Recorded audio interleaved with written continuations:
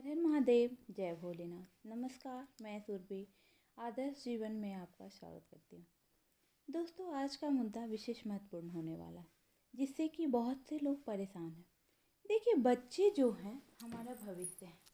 बहुत से ऐसे लोग हैं जो अपने बच्चों पे ही हर कुछ समर्पित किए हुए हैं, जिससे कि एक दिन हमारी परेशानियाँ दूर होंगी।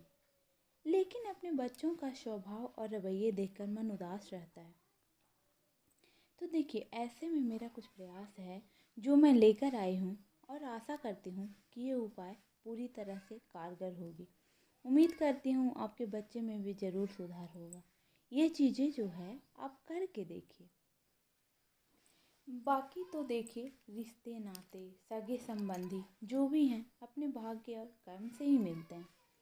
तो ये चीज़ें जो हैं आप आजमा कर देखिए। मुझे पूरा विश्वास है आप सफल होंगे। और थोड़ा मेहनत तो आपको करना ही पड़ेगा अपने बच्चे में। तो देखिए, पहली चीज़ ये है जो आपको बता दूं कि जो बच्चे मतलब जो माँ बाप कहते हैं कि मेरे बच्चे बात नहीं मान रहे हैं, बातों को इग्नोर कर रहे हैं, पढ़ाई नहीं कर रहे हैं, चीज़ों को नहीं समझ रहे हैं, तो हमें क्या करना चाहिए। तो पहली चीज़ तो मैं आपको ये बता दूं दोस्तों कि कुम्हार का घड़ा जब कच्चा होता है तो वह तरह तरह से पीट कर नए नए आकृतियाँ दे लेता है, उसका आकार बदल देता है। लेकिन वही घड़ा जब परिपक्व हो जाता है, पक जाता है, तो उसे पीटना, उसका आकार बदलना मुश्किल हो जाता है, क्योंकि उसे चोट देगा तो वो टूट जाएगा। वैसे ही बच्चे हैं। बच्चे जब तक छोटी उम्र में हैं, 5 साल 6 साल, तो हम उन्हें अच्छी सीख दे सकते हैं, उनके व्यवहार को बदल सकते हैं, उनके रवैये को बदल सकते हैं। लेकिन जैसे ही बच्चे 12 साल 13 साल 15 साल के होने लगते हैं, वैसे ही बच्चे उग्र होने लगते हैं और मेरी बातों को ध्यान नहीं देने लगते हैं। तो ऐसे में पहली चीज़ मैं आपको बता दूं कि जो बच्चे बड़े उम्र के हो गए हैं, उन्हें मारने डांटने से कदापि नहीं समझेंगे। अगर वो समझेंगे तो हमारी बातों से ही समझेंगे। देखिए, 15-16 साल की जो उम्र होते हैं ना, बच्चों की उस उम्र में माँ बाप की बातें जो है बहुत ज़्यादा चुभती है।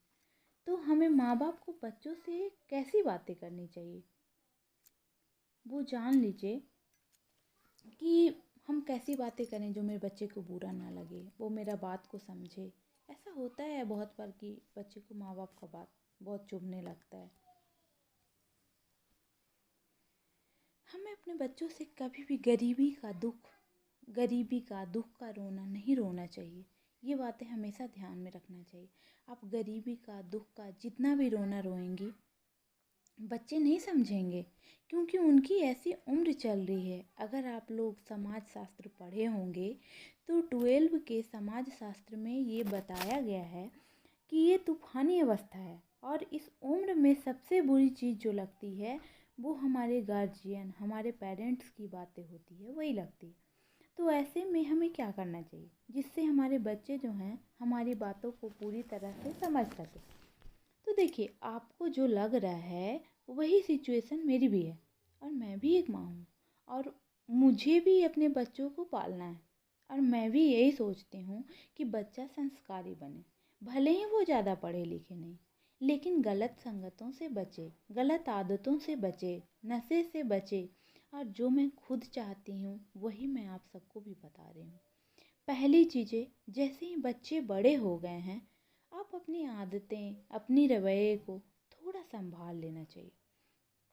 देखिए, जैसे माँ लोग का तो बातें छोड़ दीजिए, पिताजी लोग जो हैं गुस्सा करते हैं, मारने दौड़ते हैं, तो इन सब दूसरी से चीज़ है कुछ नहीं दोस्तों वो होने कि वाला है। आप कौन-सा गुरु बच्चे मंत्र बड़े कर हो रहे गए हैं। हैं या तो फिर मैं तो बच्चों से कहूँगी कि मित्रवत देखिए हमारे व्यवहार गुरु जी कीजिए। द्वारा बताया जाता अपनी था कि जो बातों भी को आप अच्छी पूजा तरह पाठ से करें। बच्चों को और हाँ, ये समझाइए। गुरु जी ही नहीं पिता शास्त्र का भी ही बताते सबसे हैं बड़ा कि फर्ज जो भी होता है कि पूजा बच्चों करते से हैं आप मित्रवत पाठ ही करते हैं, व्यवहार करना उस चाहिए पूजा और पाठ का आप और किसी के बार बार सामने निरोना ना समझाइए। पड़े देखिए, करें मैंने कि कई आप बार इस कौन-सा चीज़ को स्तोत्र फील करती किया हैं, है, कौन-सा महसूस पाठ किया करती है हैं, आप कि क्या करते बच्चों हैं। को पालना बहुत भी इतनी आवश्यकता छोटी पड़े, कोई चीज़ नहीं पूछता है है। तो बताएँ, नहीं तो बच्चे कोशिश कि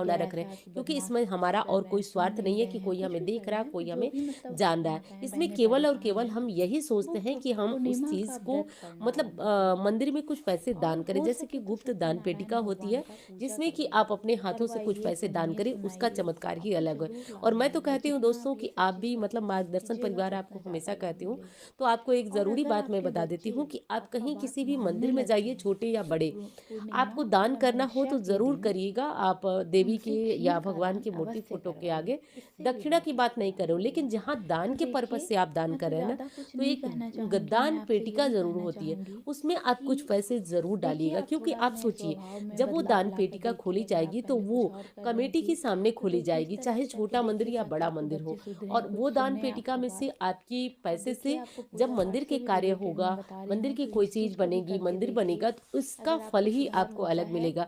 तो तो ये काम होगा ही करना होगा, आप ऐसा नहीं ज़रूर है, ध्यान होगा ही रखिए, होगा, बस क्योंकि भरोसा अधिकांशतः लोग रख पैसे दे कीजिए करके ऐसा। अपना नाम जो है जो भी है। अनाउंसमेंट कराते तो हैं। देखिए आज के इससे लिए बस अच्छा है इतना कि हम ही। गुप्त रूप से दान चलते-चलते करें, इसका धन्यवाद, फल फिर ही मिलते हैं अगली अमूल्य वीडियो के होता साथ। है।